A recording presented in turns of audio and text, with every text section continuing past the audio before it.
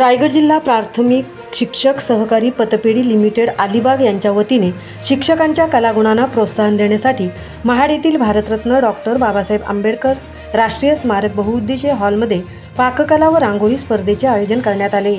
या उपक्रमाचे उपस्थित मान्यवरांनी विशेष कौतुक केले। या कार्यक्रमाच्या अध्यक्षस्थानी अलिबाग शिक्षक पतपेढीचे चेअरमन तसेच शिक्षक परिषद राज्याध्यक्ष राजेश सुर्वे हे होते।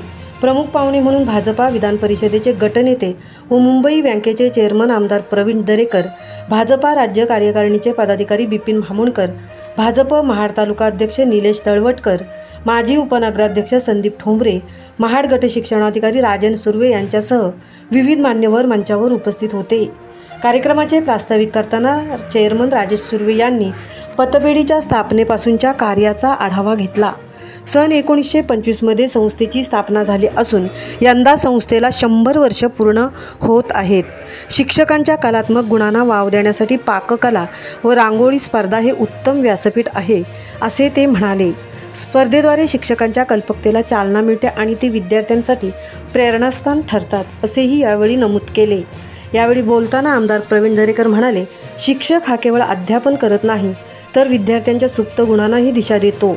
त्यामुळे कला शिक्षकांच्या स्वभावातच असते।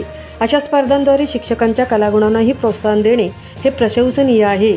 त्यांनी पुढे सांगितले की राज्यातील शिक्षकांच्या समस्या विधान परिषदेच्या माध्यमातून मांडल्या जातील। तसेच मुख्यमंत्री देवेंद्र फडणवीस यांच्यासोबत शिक्षकांच्या प्रश्नांवर बैठक घेऊन सकारात्मक निर्णय घेतला जाईल। त्यांनी अलिबाग पतपेढीच्या कार्याचे कौतुक करताना भविष्यातही आवश्यक तेव्हा संस्थेला मदत करण्याची ग्वाही दिली। यावेळी चेअरमन